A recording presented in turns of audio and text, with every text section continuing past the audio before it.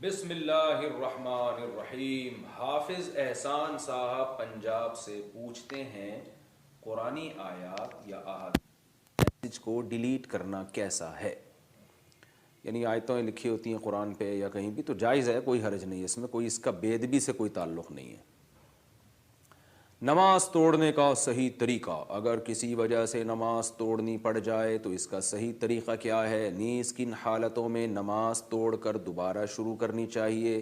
صفدر سیفی مان صحرا سے۔ صفدر صاحب دیکھیں، کچھ لوگ تو نماز توڑ دیتے ہیں بغیر کسی شرعی وجہ کے، ویسے ہی توڑ دیتے ہیں، تو یہ تو جائز نہیں ہے۔ نماز میں جب آپ نے نیت باندھ لی تو اب اس کو مکمل کرنا واجب ہے۔ البتہ کچھ شرعی اعذار ایسے ہوتے ہیں جن میں نماز توڑنا جائز ہے۔ اچھا یہ بھی ذہن میں رکھیں کہ اگر خود سے نماز ٹوٹ گئی نا تو پھر کچھ نہیں کرنا، بس ٹوٹ گئی تو ٹوٹ گئی، جیسے وضو ٹوٹ گیا کسی کا نماز کے دوران، وہ تو ویسے ہی نماز ٹوٹ گئی۔ لیکن اگر ایسا نہیں ہے، خود توڑنی ہے، تو شرعی عذر یہ ہے کہ کوئی چوری کر رہا ہے آپ کا مال، یا خدا نخواستہ جان کا خطرہ ہے، کوئی سانپ نظر آ جائے، حدیث میں آتا ہے سانپ نظر آئے تو نماز تو یعنی اس کو مارو سانپ کو نماز میں، تو یہ وہ اعذار ہیں جن کی وجہ سے، یعنی جان کا خوف یا مال کا خوف، تو ایسی صورت میں آپ نماز توڑ سکتے ہیں۔ یا اور کوئی شرعی عذر ہے، کوئی درد ہو رہا ہے پیٹ میں جس کی وجہ سے نماز میں کھڑے ہونا مشکل ہو گیا،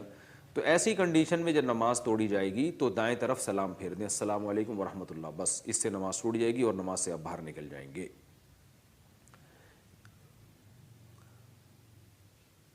مسجد میں گم شدہ چیز کا اعلان کر سکتے ہیں؟ کیا ہم مسجد میں گم شدہ چیز کا اعلان کر سکتے ہیں؟ کسی کا سامان گم ہو گیا ہو یا کسی کو کوئی گم شدہ چیز ملی ہو، دونوں کا حکم بتا دیں۔ محمد ثمامہ راجستھان سے۔ دیکھیے رسول اللہ صلی اللہ علیہ وسلم نے ارشاد فرمایا، صحیح حدیث ہے، کہ اگر کوئی شخص مسجد میں گم شدہ چیز کا اعلان کر رہا ہے تو اسے کہو لا ردہ اللہ علیک، کہ اللہ کرے تمہاری یہ چیز نہ ملے۔ فإن المساجد لم تبن لہذا، اس لیے کہ مسجدیں اس کام کے لیے نہیں بنی ہیں کہ اعلانات کے وہ مرکز ہوں مسجدیں۔ تو دنیاوی امور اس طرح سے مسجد میں سر انجام دینا کہ وہ یعنی جیسے اعلانات ہو رہے ہیں اور فلاں گم گیا فلاں گم گیا، تو مسجدیں اس کام کے لیے نہیں بنی ہیں۔ تو یہ واضح حدیث موجود ہے، اس سے صاف پتہ چلتا ہے کہ مسجد میں اگر کوئی اپنی گمشدہ چیز کا اعلان کرتا ہے تو اعلان بھی جائز نہیں ہے، اس کے ساتھ تعاون بھی جائز نہیں۔ لیکن یہ جب ہے جب چیز مسجد سے باہر گمی ہو، اس پر تقریباً پوری امت علماء کی یہی رائے ہے کہ یہ جب ہے جب چیز مسجد سے باہر گمی ہو، اور آپ یہ سوچ کے کہ مسجد ایک مرکز ہے تو چلو اس کو، جیسے تھانہ ہوتا ہے نا، سارے کام تھانے سے ہو رہے ہیں، تو مسجد کو بھی ایسے ہی بنا دیا لوگوں نے، جو کام تھانے کا تھا وہ مسجد میں نہیں ہوگا۔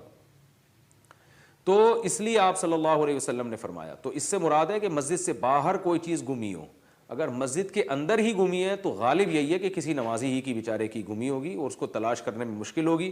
تو اس کو تلاش کرنے میں مشکل سے بچانے کے لیے مسجد کے اندر اعلان کرنا جائز ہے۔ باہر چیز گمی ہے تو ظاہر ہے نمازی کی بھی ہو سکتی ہے، کسی بھی ہو سکتی ہے، تو باہر ہی تلاش کیا جائے اس کو،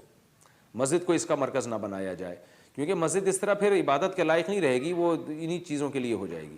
تو اس لیے اگر مسجد سے باہر کسی کی کوئی چیز گمی ہے تو مسجد میں اعلان نہیں کر سکتا، مسجد کے اندر گمی ہے تو بالاتفاق اعلان کرنا جائز ہے، کیونکہ وہ وہیں کسی نمازی کی ہوگی اور بیچارہ تلاش کر رہا ہوگا، تو آپ جب اعلان کریں گے تو وہ چیز اس تک پہنچ جائے گی آسانی کے ساتھ۔ اس سے یہ بھی پتہ چلتا ہے کہ مسجد میں بھیک مانگنا بھی حرام ہے اپنی ذات کے لیے، کیونکہ گمشدہ چیز جو اپنی تھی باہر گمی ہے، مسجد میں نہیں مانگ سکتے، تو دوسرے کی جیب سے کیسے پیسے نکلوا سکتے ہیں؟ یعنی بھیک مانگنا بھی اس لیے حرام ہے کہ بھیک بھی پیسے جمع کرنے کا ایک ذریعہ ہے نا، تو مسجد اس کاموں کے لیے نہیں بنی۔ حدیث کے آخر کے الفاظ کیا ہیں؟ فإن المساجد لم تبن لہذا، مسجدیں اس کام کے لیے نہیں بنی ہے، تو مسجدیں بھیک کے لیے بھی نہیں بنی ہے۔ تو مسجد میں لوگوں کو صدقہ خیرات کی ترغیب دی جا سکتی ہے، مسجد کے لیے چندہ کیا جا سکتا ہے، غربا مساکین کے لیے بھی چندہ کیا جا سکتا ہے، لیکن اپنی ذات کے لیے مانگنا مسجد میں یہ اسی حدیث کی روشنی میں ناجائز اور حرام ٹھہرتا ہے، اس لیے کہ یہ بھی خالصتاً ایک دنیاوی عمل ہے، بھیک مانگنا اپنے لیے، اور یہ دنیاوی عمل ہے اور اس کی مسجد میں اجازت نہیں ہے، کیونکہ اپنی گمشدہ چیز جو باہر گمی ہو وہ آپ نہیں مانگ سکتے، تو آپ خود سوچئے کہ جو آپ کی بھی نہیں ہے، دوسروں کے پیسے ہیں، وہ آپ مسجد میں کیسے بھیک کے طور پر اس کا مطالبہ کر سکتے ہیں۔ لہذا مساجد کے امام حضرات کو چاہیے کہ اگر کوئی مسجد میں بھیک مانگ رہا ہے تو آپ اسے نرمی سے سمجھا دیں کہ یہ بھیک آپ مسجد سے باہر جا کے مانگیں، مسجد میں مت مانگیں، اور اس کے ساتھ پھر تعاون بھی نہ کیا جائے جو مسجد میں بھیک مانگ رہا ہو، کیونکہ گمشدہ چیز کا اعلان کرنے پر نبی نے فرمایا اس کو یہ کہو کہ اللہ کرے تمہاری یہ چیز نہ ملے. کیوں مسجدوں کو ان کاموں کے لیے کیوں استعمال کر رہے ہو تم؟